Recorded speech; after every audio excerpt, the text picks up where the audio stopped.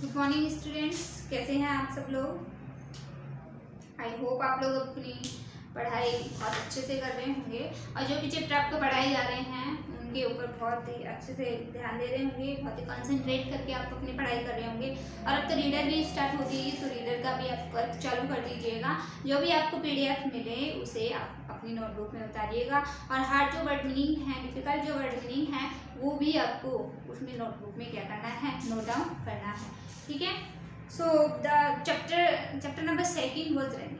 Chapter number second second was running reader, English reader, the peevish millionaire. Peevish millionaire में हमने पढ़ा था कि एक पेविश मिलीनियर था, ठीक है, और उसके पास बहुत ज़्यादा रुपए थे, बहुत ज़्यादा प्रॉपर्टी भी थी, बहुत ज़्यादा उसके पास पैसे थे, लेकिन फिर भी उसके घर में क्या नहीं था, कोई नौकर नहीं था।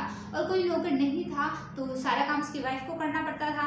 तो उसके पास उसकी बेटी, उसकी 7 डॉटर्स भी थी, और जो 7 डॉटर थी वो क्या करती थी, वो भी घर के काम में हेल्प करती थी। एक दिन उसका मन हुआ साल्ट केक खाने का, और धीरे धीरे करके, और उसके वाइफ बोलती है कि जब सबको सो जाने दो उसके बाद में मैं तुम्हारे लिए केक बनाऊंगी, और जब केक बनाऊंगी तो किसी को पता भी नहीं चलेगा। तो वो भी क्या हो जाता है, एग्री हो जाता है कि ठीक है, मुझे भी अपना केक जो है वो किसी और से शेयर नहीं करना है।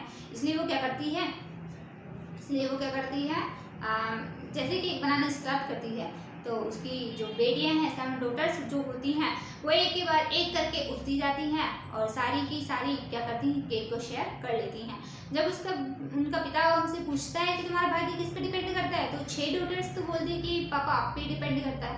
और उसकी जो सबसे छोटी बेटी होती है वो क्या करती है, वो ये आंसर देती है कि नहीं, मेरा भाग्य तो, मेरा जीवन तो मेरे ऊपर ही डिपेंड है, ठीक है, उसमें आपका कोई क्या नहीं है, योगदान नहीं है। तो वो इस आंसर को सुनकर के क्या हो जाता है, बहुत ही नाराज हो जाता है उससे। तो इससे आगे बढ़ते हैं अपन, page number 9 and the peevish millionaire.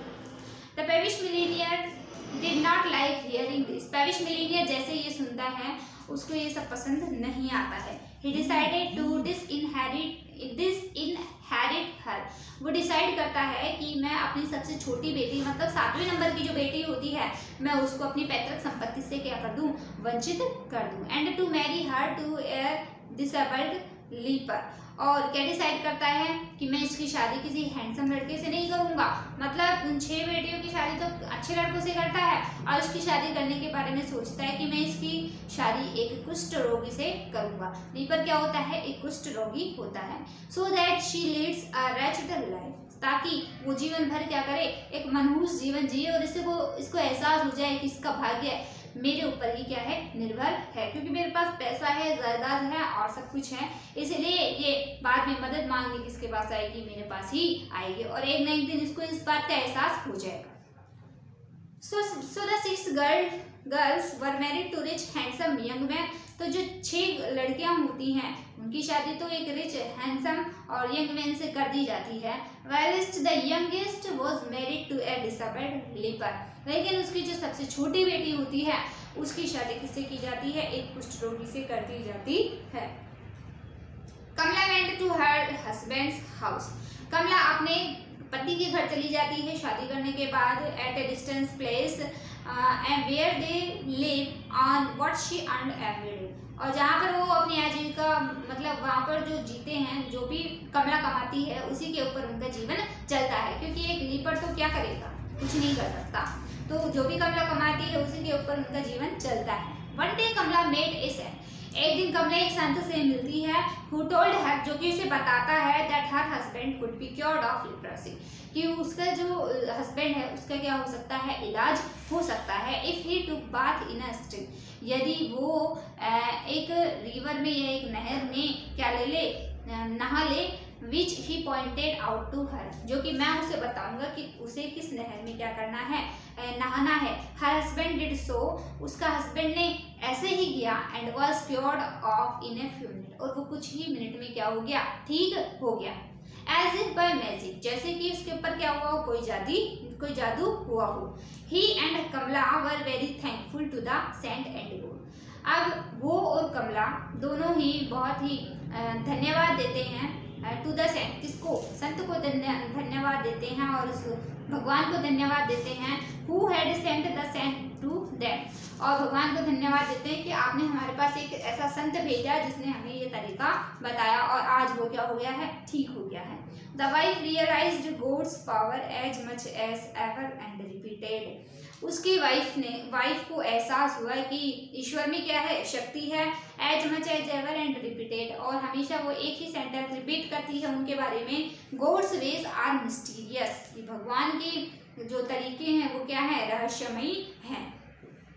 Letter मतलब रहस्यमय का मतलब होता है भगवान की लीला अपरंपार है, ऐसे जैसे अपन बोलते हैं तो वैसे उसने बोला।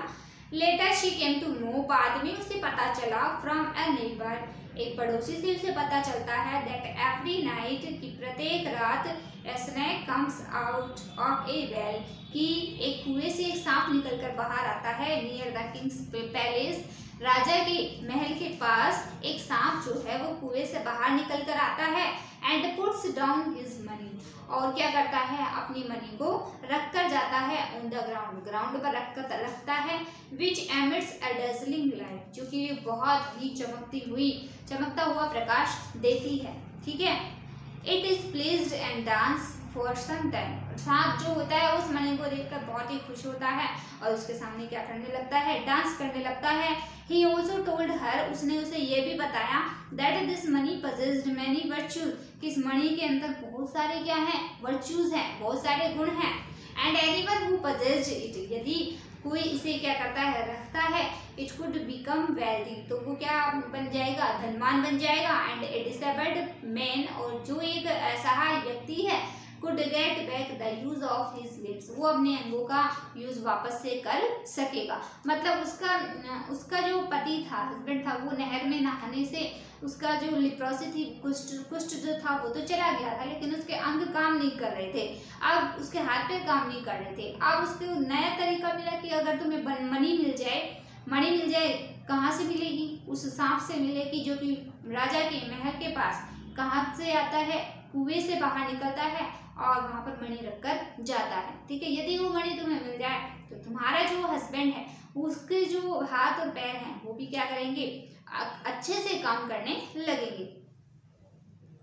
तो यहाँ तक हमने क्या पढ़ा कि जब उसकी बेटी उसको आंसर देती है कि मेरा भाग्य तो मुझ पे डिपेंड है, तो उसके पापा उसकी शादी क्या कर देते हैं, एक लीपर से कर देते हैं, और अदर जो 6 गर्ल्स होती हैं उनकी एक अच्छे परिवार में शादी कर देते हैं। अब यहाँ पर कमला क्या करती है, बहुत सारी डिफिकल्टीज को उसको फेस करना होता है, और वो क्या करती है, कमाती है, घर भी चलाती है और घर का काम भी करती है। इतनी डिफिकल्टीज होते हुए भी वो क्या करती है, कमला अपना जीवन चलाती है। एक दिन उसको संत मिलता है और संत ने क्या कहा, संत कहता है कि यदि तुम्हारा पति नहर में नहाए तो वो ठीक हो सकता है, और उसके पति ने ऐसा ही किया और वो ठीक हो गया।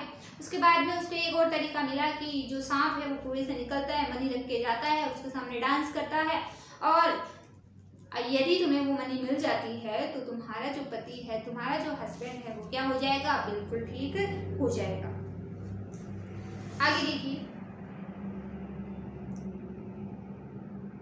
he also told her that this money possessed many virtues, and anyone who possessed it could become wealthy, and a disabled man could get back the use of his limbs। इतना पढ़ा दिया था आपको। if it was rubbed, यदि इस money को मला जाए, थोड़ा सा रब किया जाए, against them, she wanted to get it at all cost।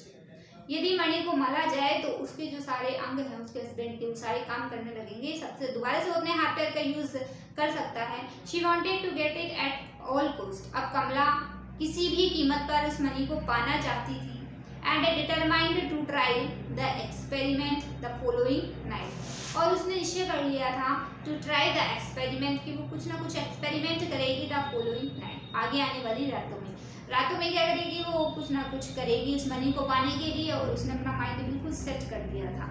She went to the market, अब वो मार्केट जाती है, and got a heavy steel cage, और एक स्टील का पिंजरा लेकर आती है, ठीक है, बार्ब्ड विद शार्प स्पाइस, जिसमें क्या लगी होती हैं, बार्ब्ड कांटेदार, बार्ब्ड मतलब लिखना कांटेदार, और स्पाइस मतलब लिखना कीले, ठीक है, और नेल्स मतलब होती है कीली, ठीक है। तो वो एक ऐसा पिंजरा लेकर आती है जिसके बाहर बहुत ही शार्प कीले लगी होती हैं, ताकि अगर उसमें कोई चीज़ बंद हो जाए तो कोई भी जानवर या कोई भी पर्सन उसको हाथ ना लगा सके।